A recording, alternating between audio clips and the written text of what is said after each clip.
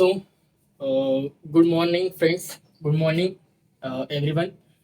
Welcome to in our Ayurveda reality channel. Okay, चलो. तो आज हम देखेंगे कफ दोष के प्रकार. हमने अभी तक के कवर किया है वात दोष, पित्त दोष और आज हम देखेंगे कफ दोष के प्रकार. ठीक है, चलो. सो कफ दोष के प्रकार. सबसे पहला प्रकार होता है कफ दोष में क्लेदक कफ. ठीक है, अब हम देखेंगे क्लेदक कफ क्या है, स्थान क्या है, गुण कार्य, गुणकार्य क्या है. ठीक है, क्लेदक कफ अमाशय में रहकर वहां आए हुए अन्न का क्लेदन करने. क्लेदन करना मतलब तोड़ना.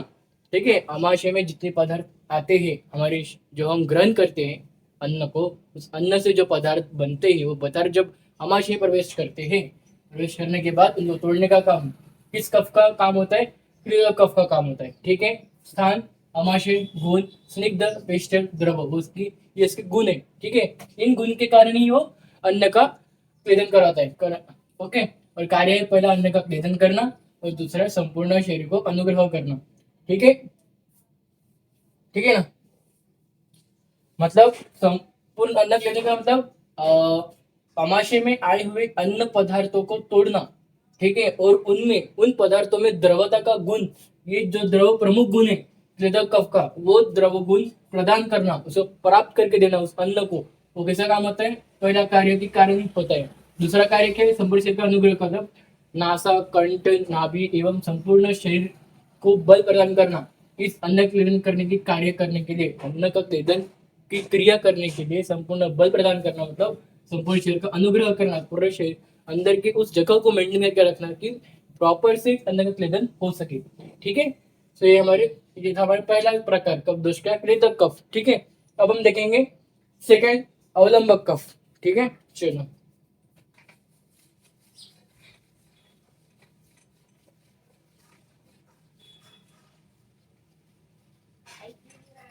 दूसरा अवलंबक कफ. ठीक है,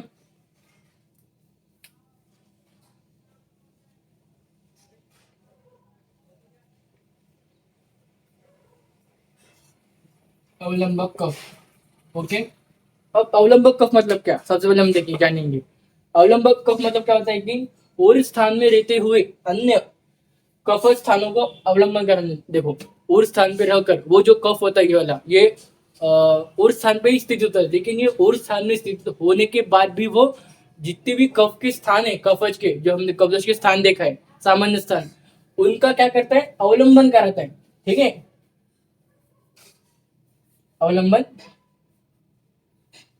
कराता मतलब उनको उनके गुण प्राप्त करके देना. ठीक है, उनको ही देखो, जो अवलंबक कफ है वो और स्थान में स्थित है, और वो वहां पे स्थित रहने के बाद भी वो जो सामान्य स्थान है कफ दोष के अन्य जो स्थान है वहां पे भी वो स्थानों को वो उनके गुण प्राप्त करा के देता है. अवलंबन, उनके गुणों को अवलंबन करके देता है उनको ही.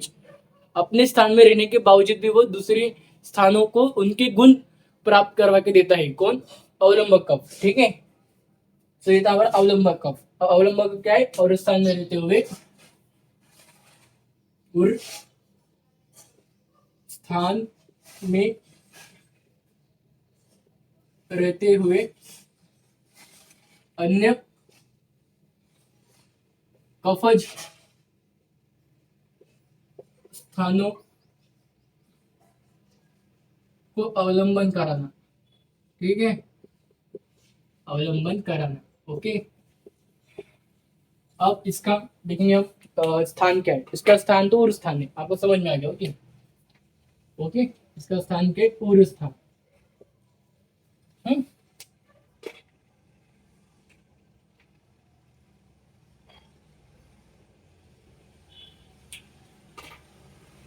और इसका गुण क्या है?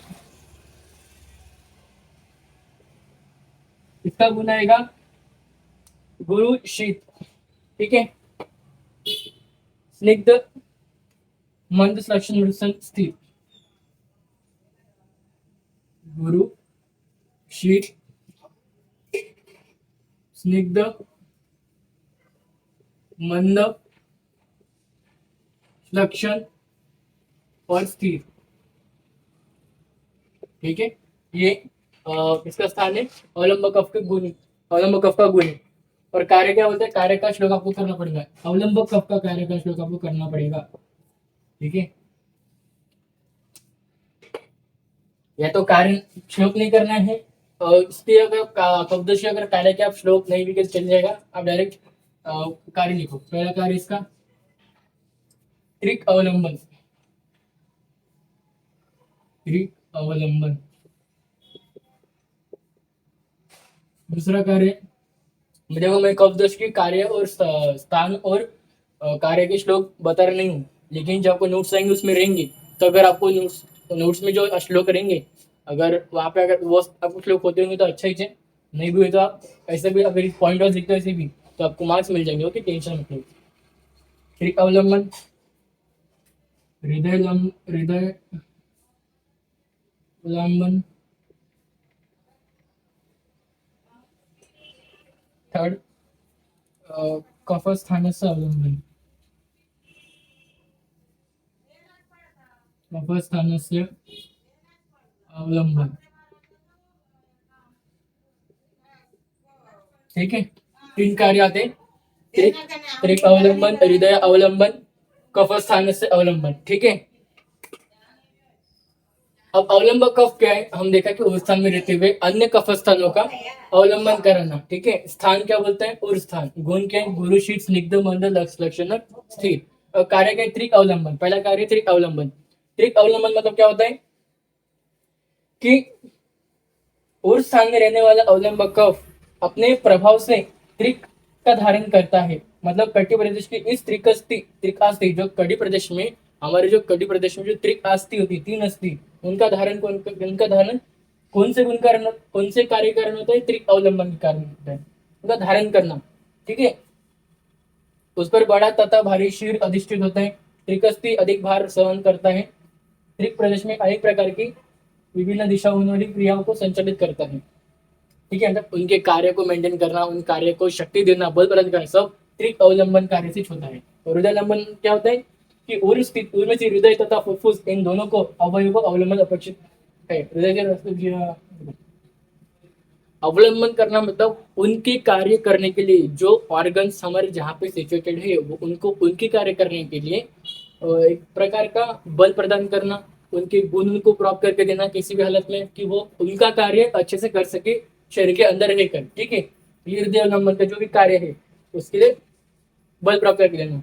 तीसरा, कफस्थान से अवलंबन, मतलब सारे कफस्थानों को अवलंबन करके देना, मतलब कफस्थान से अवलंबन। ठीक है, तो ये था हमारा अवलंबक कफ।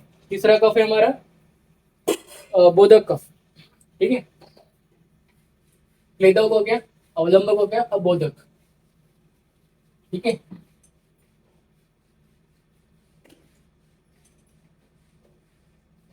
थर्ड कफ है हमारा बोधक कफ।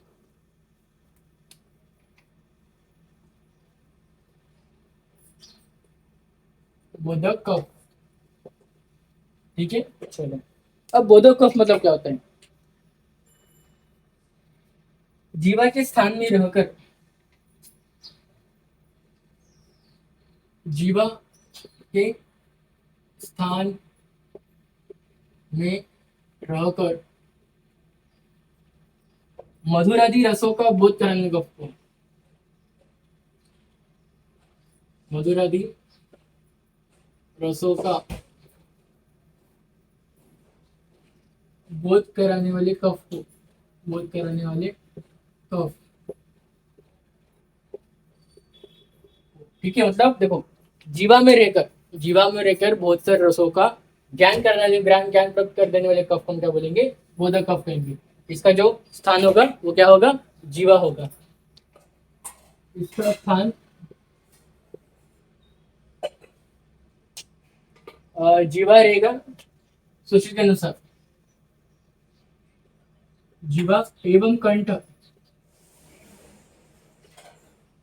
सूची के अनुसार। ओके, और रसना मतलब सिर्फ जीवा, ये वाग्भट के अनुसार। ठीक है, फिर गुण क्या है इसके,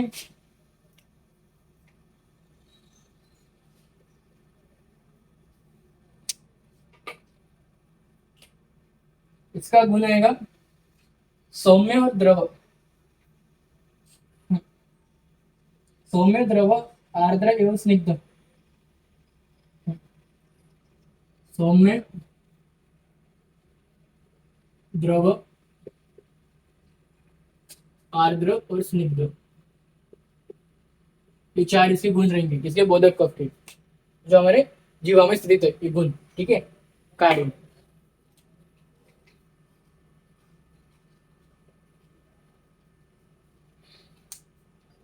कार्य का श्लोक करूं यहाँ इसका। जीवा मूल कंठस्थो,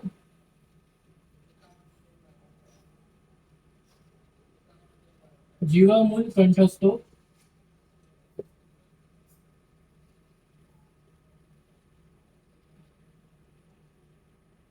जीवेंद्रियस्थ, जीवा मूल कंठस्थ जीवेंद्रियस्थ सौम्यत्वात् सम्यक रसज्ञान वर्तते। सम्यक रसज्ञान वर्तते। सुश्रुत सूत्र स्थान 21/14। ठीक है, क्या बोल रहे हैं कि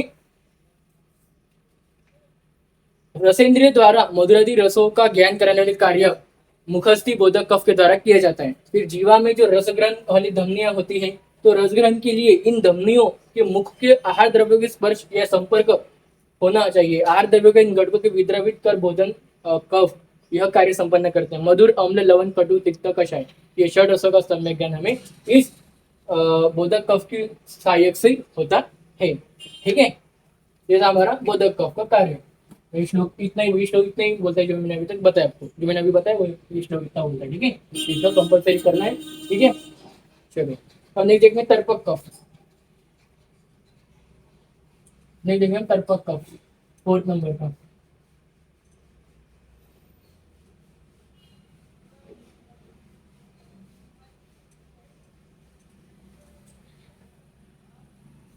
फोर्थ नंबर का हमारा तर्पक कफ। ठीक है,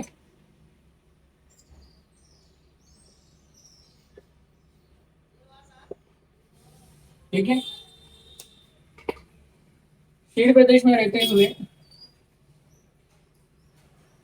शीर प्रदेश में रहते हुए वहां स्थित इंद्रियों का, वहां स्थित इंद्रियों का तर्पण कराने वाले कफ को,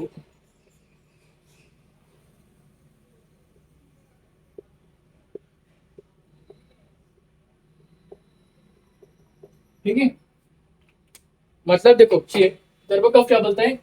शीर प्रदेश में रहते हुए वो वहां के इंद्रियों का तर्पण करता है, मतलब इंद्रियों का पोषण करता है। इंद्रियों का पोषण करना, तो तर्पण करना। ठीक है, ठीक है, शीर प्रदेश में रहकर वो वहां के इंद्रियों का क्या करता है? तर्पण करता है, तो उसका वो क्या बोलेंगे? तर्पक कफ।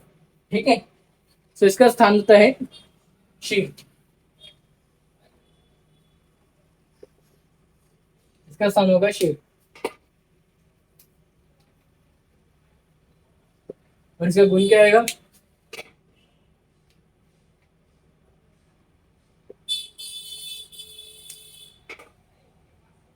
इसका गुण आएगा स्निग्ध और द्रव।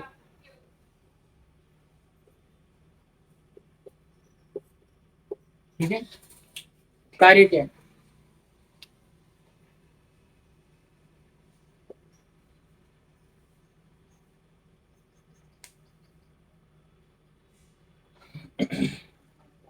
कार्य का श्लोक है दैट इज क्षीरस्थ स्नेह संतर्पणादि कृतवात। क्षीरस्थ स्नेह तर्पणादि कृतवात इंद्रियाणाम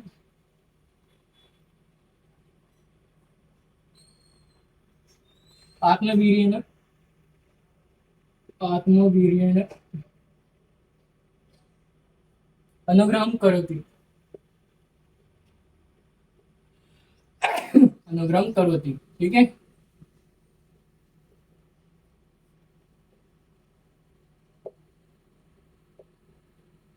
इक्कीस बाय 14, ठीक है। सो क्या बोलता है, देखो, तर्पक कफ शरीर में स्थित सूक्ष्म इंद्र का तर्पण करते हैं, छोटे छोटे इंद्र का क्या करते हैं, पोषण करते हैं। शीर्ष अर्थात मस्तिष्क में सूक्ष्म इंद्र, सूक्ष्म इंद्र मस्तिष्क की स्निग्ध गुण युक्त मज्जा तत्व के आश्रय से रहती है, ठीक है। शीर स्थान के इस मज्जा तत्व के पोषण स्निग्ध गुण भूष्ट तर्पक कफ के द्वारा होता है, ठीक है।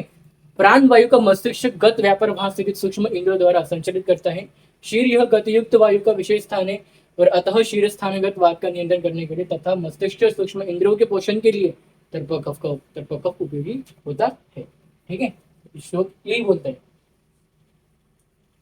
ओके। नेक्स्ट हम देखेंगे श्लेषक कफ, लास्ट कफ, लास्ट टाइप कफ दोष का श्लेषक कफ। पांच श्लोक कंपल्सरी इसका भी, ठीक है। तो कार्य कैसे ना काम करोगे ना।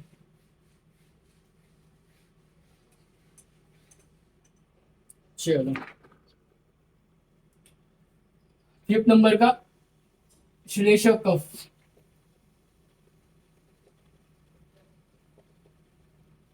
अब श्लेषक कफ मतलब संधि प्रदेश में रहकर संधि संश्लेषण कराना, संधि प्रदेश में रहकर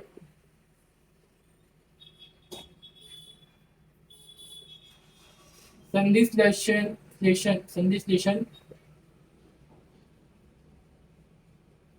कराने वाले कफ को क्या बोलेंगे हम, श्लेषक कफ चाहिए।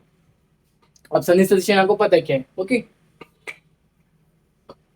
नेक्स्ट हम देखेंगे स्थान, इसका स्थान है क्या, संधि प्रदेश मतलब अस्थि है, अस्थि संधि,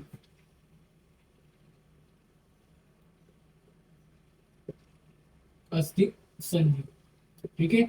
इसका गुण आएगा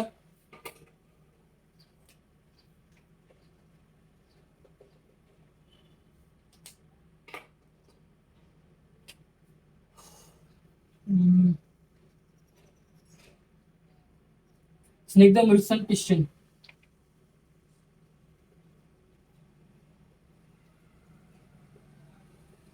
और पिस्टन, इसके तीन गुण रहेंगे, ठीक है। संधि श्लेषण के लिए तीन गुण आवश्यक है, स्निग्ध, पिस्टन और मृत्सन। और फिर कार्य, कार्य का श्लोक है यहाँ पे,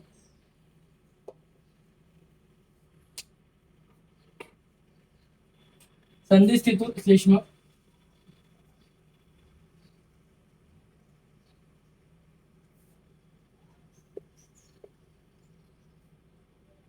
सर्व संधि श्लेषात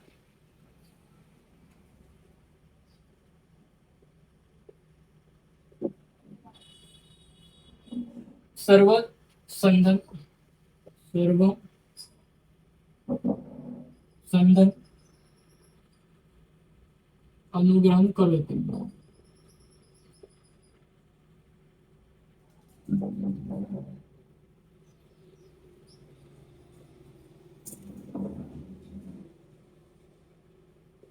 सो कार्य का श्लोक क्या बोलता है कि संधिस्तु श्लेष्म सर्वसंधि श्लेषात सर्वसंधन अनुग्रहम सर्वसंधनुग्रहम करोति, सूची सूत्र स्थान 21/14 का यह श्लोक है, रेफरेंस, ओके। तो क्या बोलता है कि श्लेषक कफ कार्य संधि श्लेषण का कार्य उसका तेल से स्निग्ध किया हुआ चक्र जिस प्रकार बिना रुकावट अपनी दूरी के चारों ओर घूमता है, उसी प्रकार संधियों में स्थित श्लेषक कफ के कारण उनकी अस्थियों में परस्पर घर्षण नहीं होता है। फ्लूइड बोल सकते हैं, साइनोवियल फ्लूइड आप बोल सकते हैं। इसको हम कंपेयर कर सकते हैं, श्लेषक कफ को हम साइनोवियल फ्लूइड के साथ कंपेयर कर सकते हैं, ठीक है। और उनकी संधियां बिना रुकावट कार्य करती रहती है। संधियों की निरंतर होने वाली क्रियाओं के कारण ही उनकी अस्थियों में होने वाला ह्रास, मृत्सन तथा स्निग्ध गुण श्लेषक कफ के द्वारा ही रोका जाता है, ठीक है। तो ये श्लोक इतना ही बोलता है, ठीक है। मतलब साइनोवियल फ्लूइड आप कंपेयर करके आप इसको समझ सकते हैं अच्छे से एकदम, ठीक है। और आप इसको अपने मन से लिख सकते हो, श्लोक का मीनिंग लिखने के बाद अपन कार्य को अपने मन से भी लिख सकते हैं, मॉडल को आयुर्वेद में कन्वर्ट करके, ठीक है। चलो, तो इतने हमारे आज का लेक्चर पूरे कफ दोष के प्रकार 5, ओके। तो मैं आज लेक्चर यहीं पे एंड करता हूँ। लेक्चर को एंड करने से पहले बताना चाहता हूँ 2-3 चीजें, ठीक है ना। कार्य का श्लोक मैंने 3 प्रकार में बताया, जो कि इम्पोर्टेंट मस्त लिखना है। चलिए, तो आप सभी को पता है कि हमारा यूट्यूब चैनल श्योर है।